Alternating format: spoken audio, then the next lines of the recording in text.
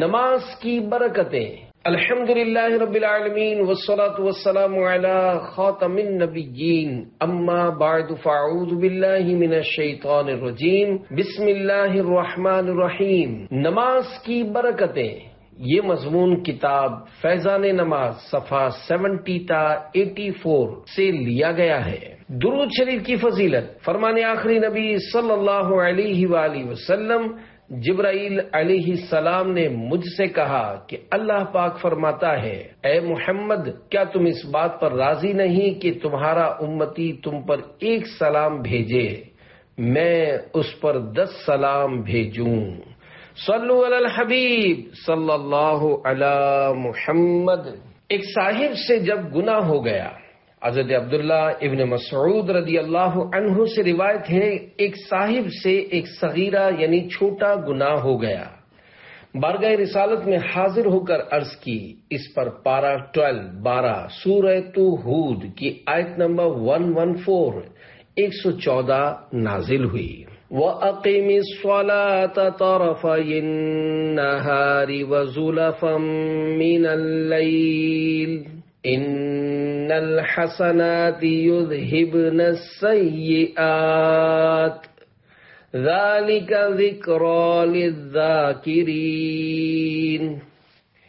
ترجمہ کنز ایمان۔ اور نماز قائم رکھو دن کے دونوں کناروں اور کچھ راتوں کے حصوں میں، بے شک نیکیاں برائیوں کو مٹا دیتی ہیں، یہ نصیحت ہے نصیحت ماننے والوں کے لیے۔ انہوں نے عرض کی، یا رسول اللہ صلی اللہ علیہ وآلہ وسلم، کیا یہ خاص میرے لیے ہے؟ فرمایا، میری سب امت کے لیے۔ آیت کی تفسیر۔ اس آیت مقدسہ کے تحت صدر الافاضل حضرت علامہ مولانا سید محمد نعیم الدین مراد آبادی رحمۃ اللہ علیہ فرماتے ہیں کہ دن کے دونوں کناروں سے صبح و شام مراد ہیں۔ زوال سے قبل کا وقت صبح میں اور بعد کا شام میں داخل ہے۔ صبح کی نماز فجر، شام کی نماز ظہر و عصر ہیں، اور رات کے حصوں کی نمازیں مغرب و عشاء ہیں۔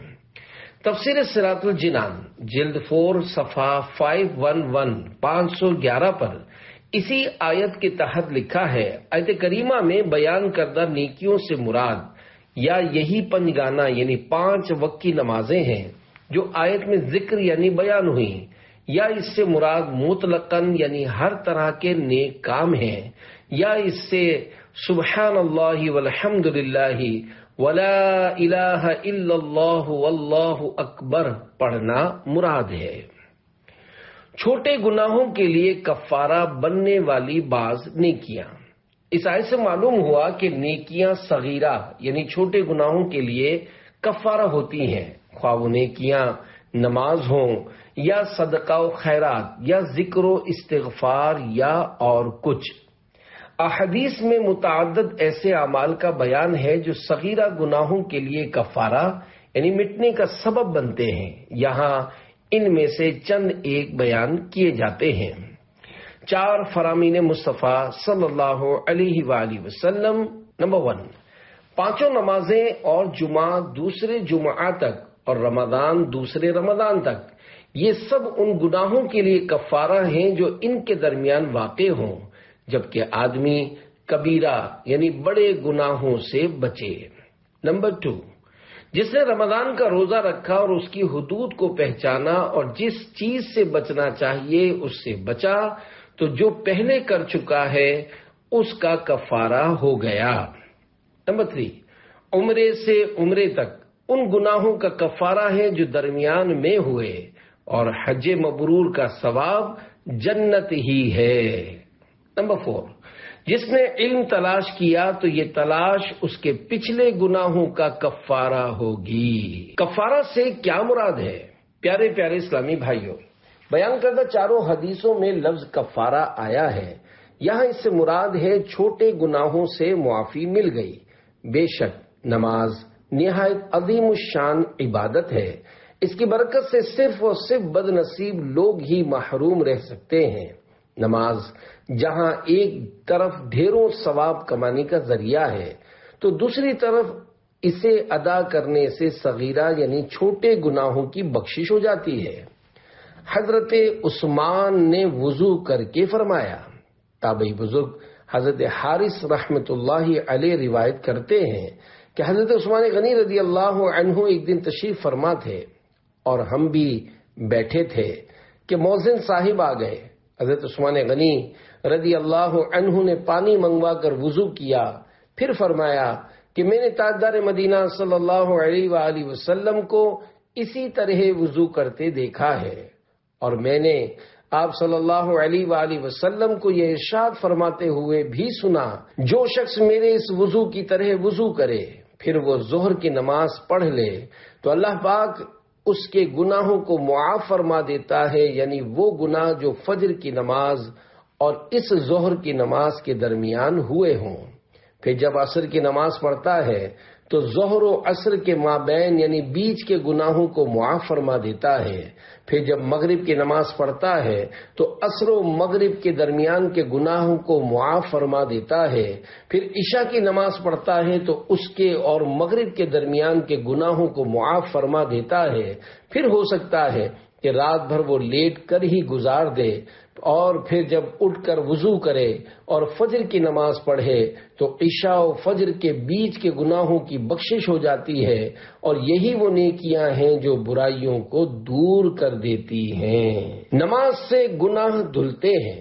حضرت عثمان غنی رضی اللہ عنہ فرماتے ہیں، سرکار دو جہاں صلی اللہ علیہ وآلہ وسلم کا فرمان عالی شان ہے، اگر تم میں سے کسی کے صحن میں نہر ہو، وہ اس میں ہر روز 5 بار غسل کرے تو کیا اس پر کچھ میل رہ جائے گا؟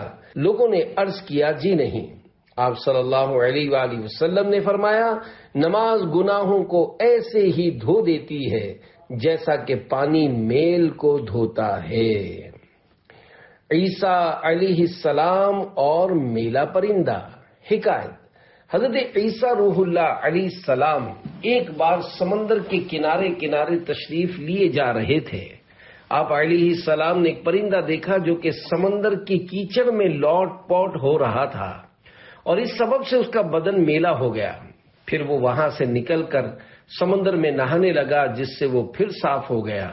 یہی عمل اس نے 5 مرتبہ کیا۔ حضرت عیسیٰ روح اللہ علیہ السلام کو اس کام سے تعجب ہوا۔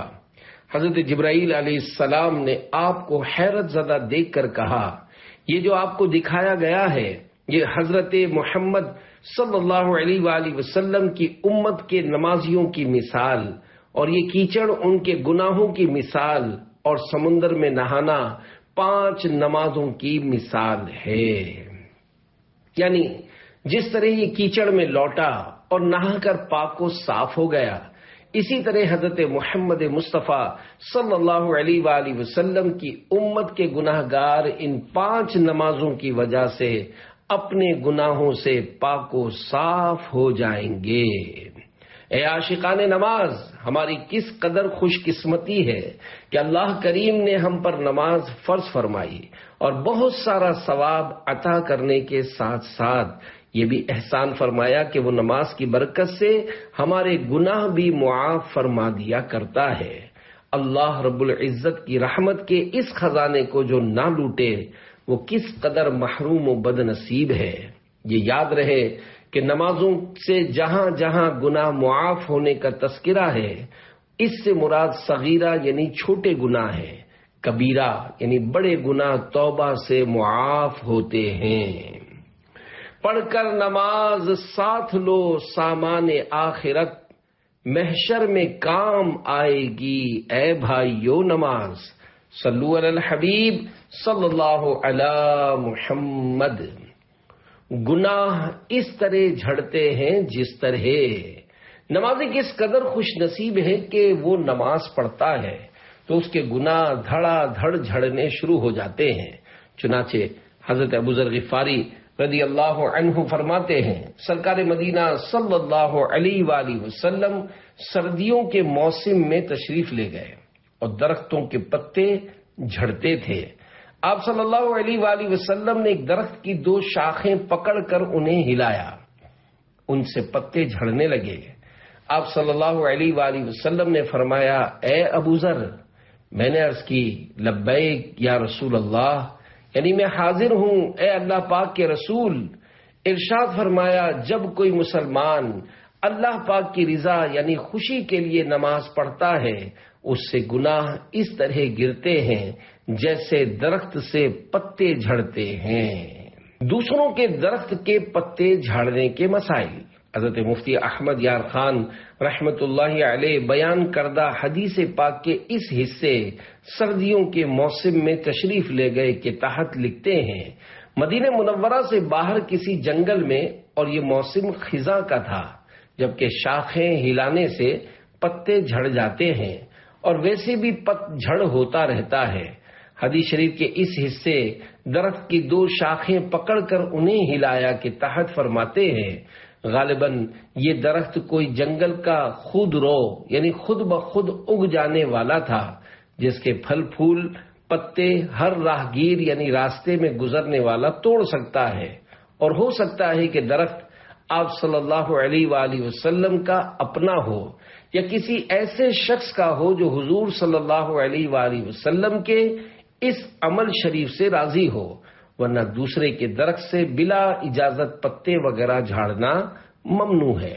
حدیث مبارک کے اس حصے گناہ اس طرح گرتے ہیں جیسے درخت سے پتے جھڑتے ہیں کے تحت ہے، یعنی اخلاص کی نماز موسم خزاں کی اس تیز ہوا کی طرح ہے جو پت جھاڑ کر دیتی یعنی پتے گرا دیتی ہے۔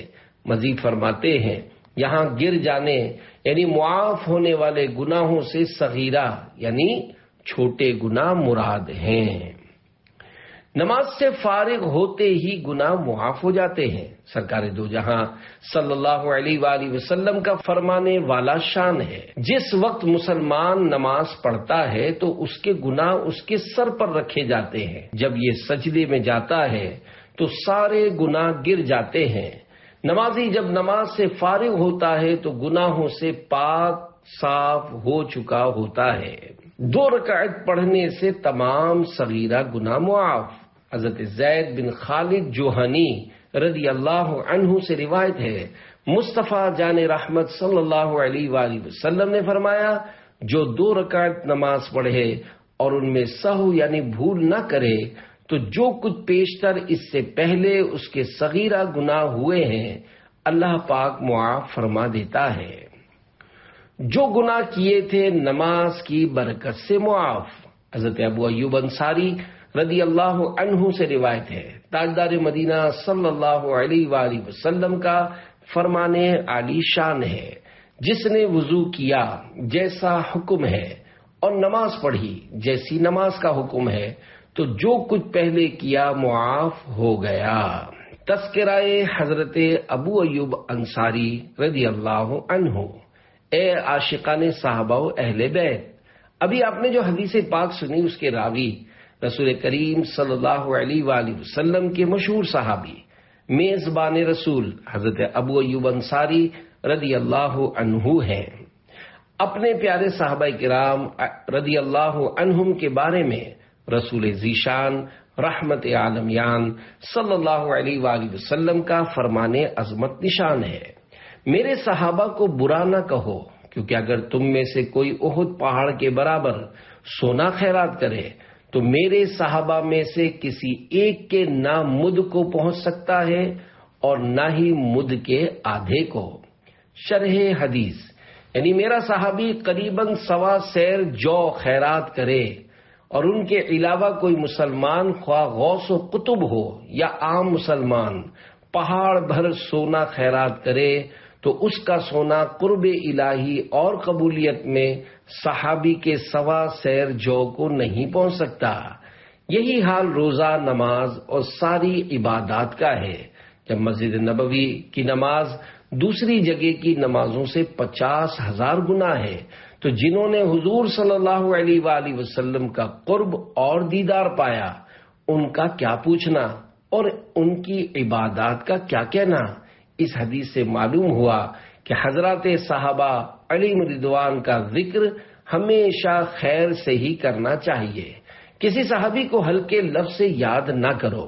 یہ حضرات وہ ہیں جنہیں رب نے اپنے محبوب صلی اللہ علیہ وآلہ وسلم کی صحبت کے لیے چنا۔ مہربان باپ اپنے بیٹے کو بروں کی صحبت میں نہیں رہنے دیتا، تو مہربان رب اپنے نبی صلی اللہ علیہ وآلہ وسلم کو بروں کی صحبت میں رہنا کیسے پسند فرماتا؟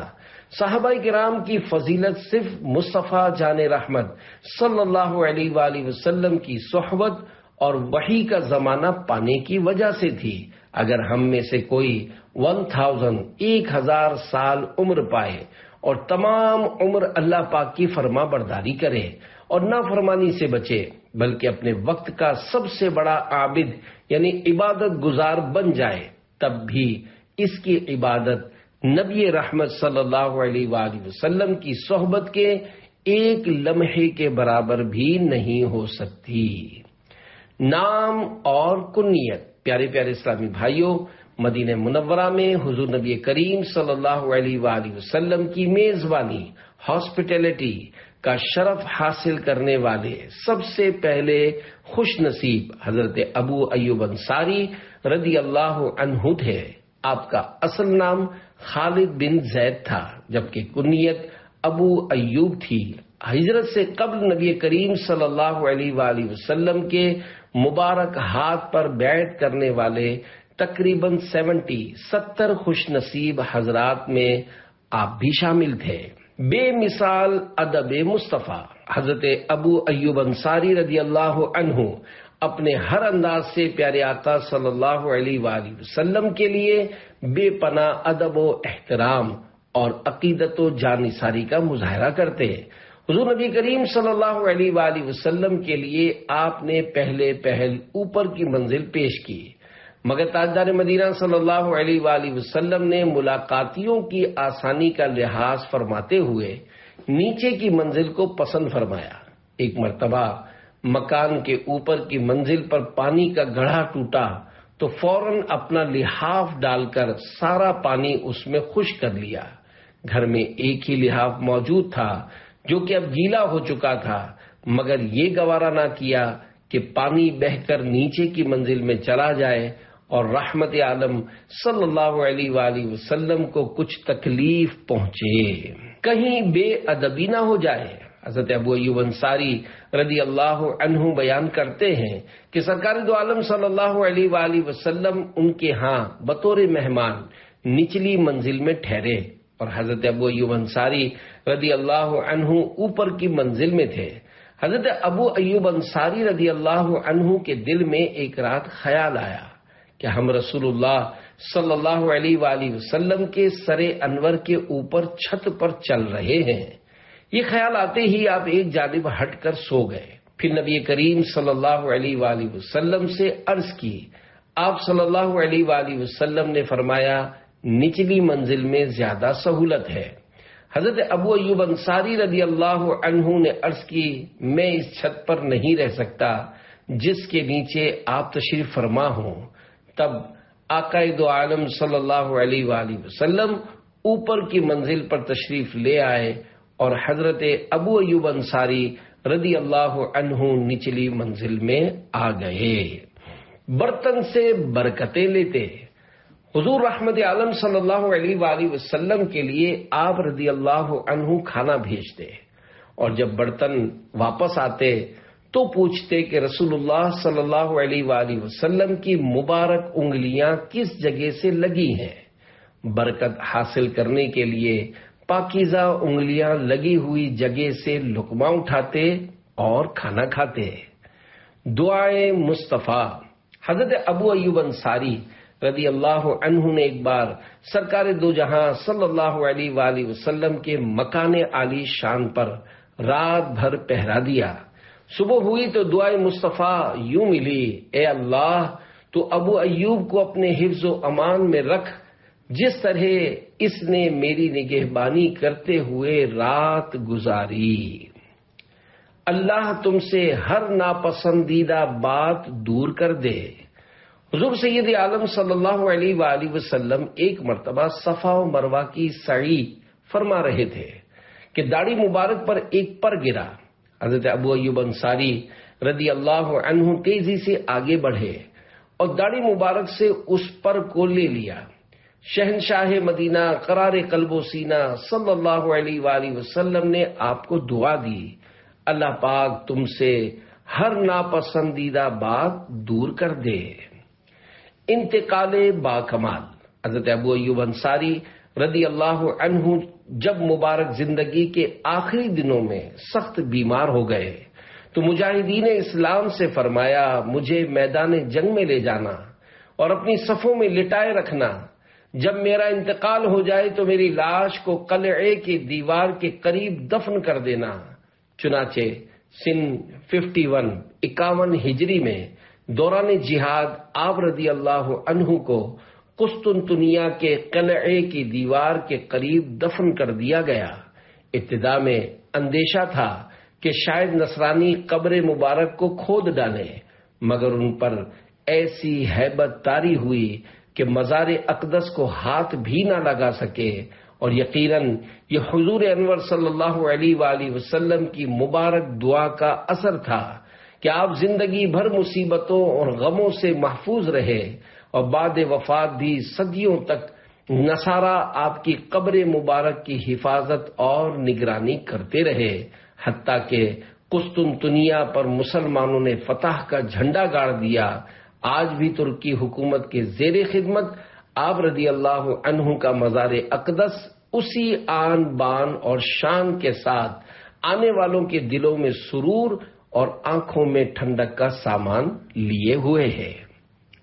مزار شریف کی برکت۔ قحط سالی کے زمانے میں لوگ حضرت ابو ایوب انصاری رضی اللہ عنہ کے مزار شریف پر حاضر ہو کر بارش طلب کرتے تو اللہ پاک آپ کے طفیل بارش برسا دیتا۔ اللہ رب العزت کی ان سب پر رحمت ہو اور ان کے صدقے ہماری بے حساب مغفرت ہو، آمین بجاہ خاتم النبیین صلی اللہ علیہ وآلہ وسلم۔ صلو علی الحبیب صلی اللہ علی محمد۔ اخلاص کے ساتھ 2 رکعت پڑھنے والا جہنم سے آزاد۔ سرکار مدینہ صلی اللہ علیہ وآلہ وسلم نے ارشاد فرمایا، جو تنہائی میں 2 رکعت نماز پڑھے کہ اللہ پاک اور اس کے فرشتوں کے سوا کوئی نہ دیکھے، اس کے لیے جہنم سے براعت یعنی آزادی لکھ دی جاتی ہے۔ نیکیاں چھپانے کے فضائل۔ 4 فرامین مصطفیٰ صلی اللہ علیہ وآلہ وسلم۔ اے عاشقان نماز، بندے کو چاہیے کہ وہ جس قدر ہو سکے اپنی نیکیاں چھپائے، اپنے نفل روزہ، نماز، حج و عمرہ، صدقہ و خیرات، دینی خدمات وغیرہ کا بلا وجہ ڈھنڈورا نہیں پیٹنا چاہیے۔ 4 فرامین مصطفیٰ صلی اللہ علیہ وآلہ وسلم۔ نمبر 1، آدمی کا ایسی جگہ نفل پڑھنا جہاں لوگ اسے نہ دیکھتے ہوں، لوگوں کے سامنے ادا کی جانے والی 25 نمازوں کے برابر ہے۔ نمبر 2، پوشیدہ یعنی چھپا کر دیا جانے والا صدقہ رب کے غضب کو بجھاتا ہے۔ نمبر 3، پوشیدہ یعنی چھپ کر کیا جانے والا عمل اعلانیہ عمل سے 70 گنا افضل ہے۔ نمبر 4، پوشیدہ یعنی چھپ کر کیا جانے والا عمل اعلانیہ عمل سے افضل ہے۔ بنا دے مجھ کو الہی خلوص کا پیکر، قریب آئے نہ میرے کبھی ریا یا رب۔ صلو علی الحبیب صلی اللہ علی محمد۔ حج کرنے والے محرم جیسا ثواب۔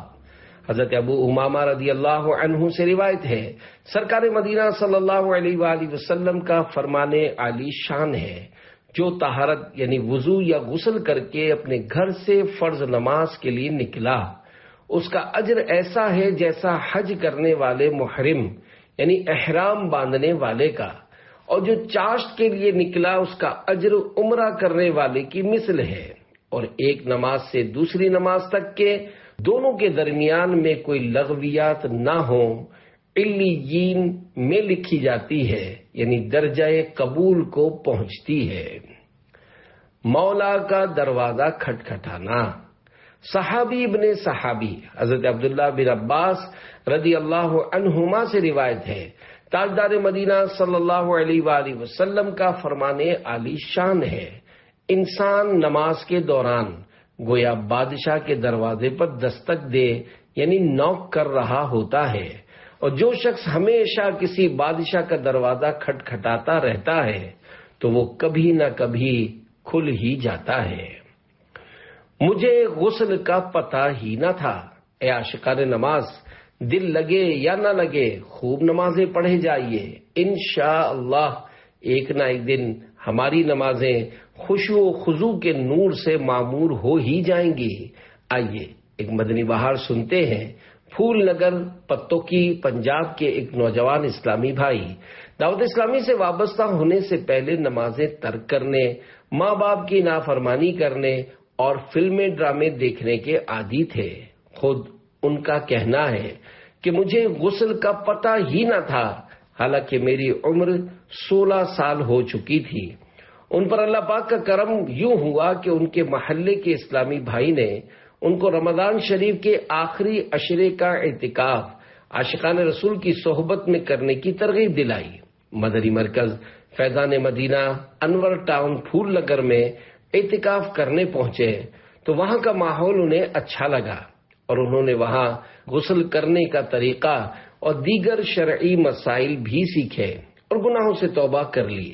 دعوت اسلامی کا مدنی کام کرتے کرتے انہیں حلقہ سطح پر مدنی قافلہ ذمہ دار بننے کی سعادت بھی ملی۔ بھائی گر چاہتے ہو نمازیں پڑھوں، مدنی ماحول میں کر لو تم اعتکاف، نیکیوں میں تمنا ہے آگے بڑھوں، مدنی ماحول میں کر لو تم اعتکاف۔ صلو علی الحبیب صلی اللہ علی محمد۔ 70,000 فرشتے پیچھے نماز پڑھتے ہیں۔ حضرت خالد بن معدان رحمت اللہ علیہ فرماتے ہیں، میں نے سنا ہے کہ اللہ پاک 3 آدمیوں کے بارے میں فرشتوں کے سامنے فخر فرماتا ہے۔ نمبر 1، ایک وہ آدمی جو چٹیل یعنی ہموار میدان میں اذان و اقامت کہہ کر اکیلا نماز پڑھتا ہے۔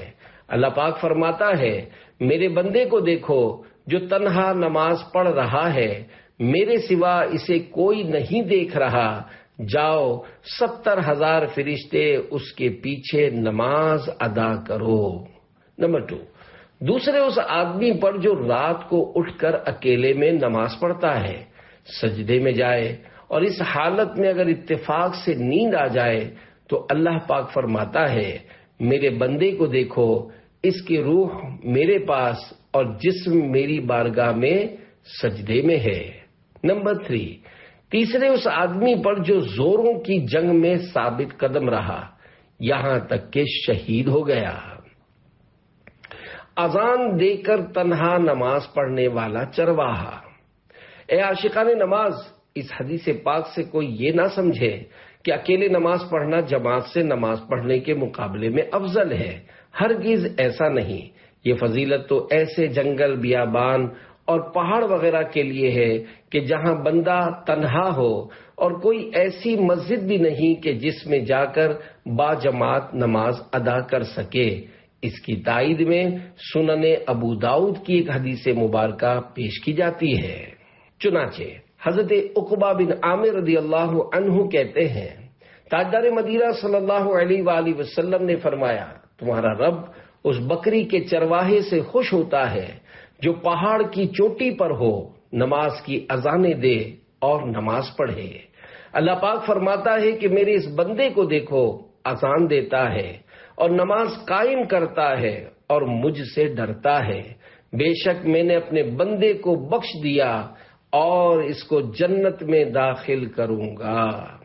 شرح حدیث، حضرت مفتی احمد یار خان رحمت اللہ علیہ میرات جلد اول صفحہ 415 پر فرماتے ہیں، معلوم ہوا کہ نماز پنجگانہ کے لیے اذان بہرحال دے، اگرچہ جنگل میں اکیلے نماز پڑھے۔ صاحب مرقات نے فرمایا کہ اذان کی برکت سے جنات و فرشتے بھی اس کے ساتھ نماز پڑھتے ہیں اور اسے جماعت کا ثواب ملتا ہے۔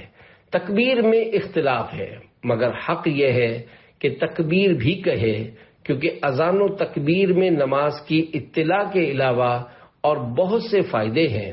حدیث پاک کے اس حصے اللہ پاک فرماتا ہے کہ تحت لکھتے ہیں، حضرت علامہ علی قاری رحمت اللہ علیہ فرماتے ہیں مطلب یہ کہ فرشتوں سے انبیاء و اولیاء کی روحوں سے، بلکہ حضور نبی کریم صلی اللہ علیہ وآلہ وسلم سے بھی اللہ پاک فرماتا ہے اور اس حصے میرے اس بندے کو دیکھو کہ تحت لکھتے ہیں معلوم ہوا کہ فرشتوں اور نبیوں ولیوں کی روحوں میں یہ طاقت ہے کہ ایک جگہ رہ کر سارے عالم کو دیکھ لیں کہ پروردگار ان سے فرماتا ہے اس پہاڑ پر چھپے بندے کو دیکھو۔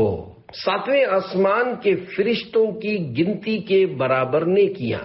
حضرت علامہ سید محمود احمد رضوی رحمت اللہ علیہ اپنی کتاب مسائل نماز میں لکھتے ہیں نماز میں 7 آسمان کے فرشتوں کی عبادت ہے۔ آسمان اول نمبر 1 کے فرشتے قیام میں یعنی کھڑے ہیں، آسمان دوم نمبر 2 کے رکوع میں، سوم نمبر 3 کے سجدے میں، چہارم نمبر 4 کے قاعدے میں، پنجم نمبر 5 کے تسبیح یعنی پاکی بیان کرنے میں، چھٹے 6 کے تحلیل یعنی لا الہ الا اللہ کے ورد میں، 7 کے تمجید یعنی اللہ پاک کی بزرگی اور تعریف بیان کرنے میں۔ جب مومن آدمی 2 رکعت نماز مذکورہ افعال و اذکار یعنی بتائے ہوئے طریقے اور پڑھنے والی چیزوں سے ادا کرتا ہے، اللہ پاک فرماتا ہے اس کے اعمال نامے میں 7 آسمان کے فرشتوں کی گنتی کے مطابق نیکیاں لکھو۔ امام نجم الدین عمر نصفی رحمت اللہ علیہ خصائل میں فرماتے ہیں کہ زمینوں کو بھی اس پر قیاس یعنی اندازہ کرنا چاہیے۔ درخت اور مینار اور پہاڑ قیام میں ہیں اور 4 پائے یعنی 4 پاؤں والے جانور رکوع میں، اور حشرات الارض یعنی زمین سے اٹھنے والے مثلاً کیڑے مکوڑے سجدے میں، اور دیواریں اور ٹیلے اور کاہ یعنی سوکھی گھاس اور ریگ یعنی ریت وغیرہ قاعدے میں۔ قرآن کریم کی آیت کریمہ اسی پر دلیل ہے۔ وَإِن مِّن شَيْءٍ إِلَّا يُسَبِّحُ بِحَمْدِهِ وَلَٰكِن لَّا تَفْقَهُونَ تَسْبِيحَهُمْ۔ پارہ 15 بنی اسرائیل آیت 44 ترجمہ کنز ایمان۔ اور کوئی چیز نہیں جو اسے سراہتی ہوئی اس کی پاکی نہ بولے، ہاں تم ان کی تسبیح سمجھ نہیں سکتے۔ پڑھتے رہو نماز خدا ہی کے واسطے، کیسی فضیلتیں ہیں نمازی کے واسطے۔ صلو علی الحبیب صلی اللہ علی محمد۔ اے ہمارے پیارے پیارے اللہ پاک، ہمیں تمام تر ظاہری و باطنی آداب کے ساتھ نمازیں ادا کرنے کی توفیق عطا فرما۔ آمین بجاہ خاتم النبیین صلی اللہ علیہ وآلہ وسلم۔ سب عطر و پھول ہوں گے نچھاور پسینے پر، خوشبو میں جب بسائے گی اے بھائیو نماز۔ صلو علی الحبیب صلی اللہ علی محمد۔ ہر عبادت سے برتر عبادت نماز، ساری دولت سے بڑھ کر ہے دولت نماز۔ قلب غمگین کا سامان فرحت نماز، ہے مریضوں کو پیغام صحت نماز۔ نارے دوزخ سے بے شک بچائے گی یہ، رب سے دلوائے گی تم کو جنت نماز۔ پیارے آقا کی آنکھوں کی ٹھنڈک ہے یہ، قلب شاہ مدینہ کی راحت نماز۔ بھائیو گر خدا کی رضا چاہیے، آپ پڑھتے رہیں با جماعت نماز۔ آؤ مسجد میں جھک جاؤ رب کے حضور، تم کو دلوائے گی حق سے رفعت نماز۔ اے غریبو نہ گھبراؤ سجدے کرو، دے گی برکت مٹائے گی غربت نماز۔ صبر سے اور نمازوں سے چاہو مدد، پوری کروائے ہر ایک حاجت نماز۔ خوب نفلوں کے سجدوں میں مانگو دعا، پوری کروائے گی رب سے حاجت نماز۔ کیوں نمازی جہنم میں جائے بھلا، اس کو دلوائے گی باغ جنت نماز۔ جو مسلمان 5 نمازیں پڑھیں، لے چلے گی انہیں سوئے جنت نماز۔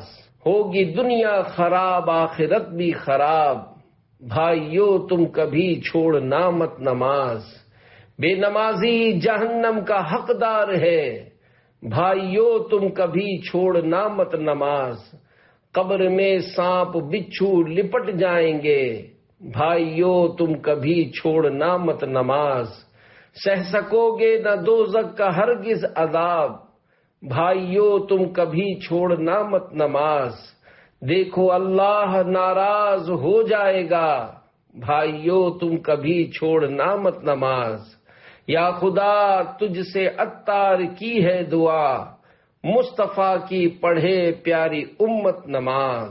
نماز با جماعت کے بعد دعائے حاجت قبول ہے۔ رسول اللہ صلی اللہ علیہ وآلہ وسلم نے فرمایا، جب بندہ با جماعت نماز پڑھے پھر اللہ پاک سے اپنی حاجت یعنی ضرورت کا سوال کرے تو اللہ پاک اس بات سے حیا فرماتا ہے کہ بندہ حاجت پوری ہونے سے پہلے واپس لوٹ جائے۔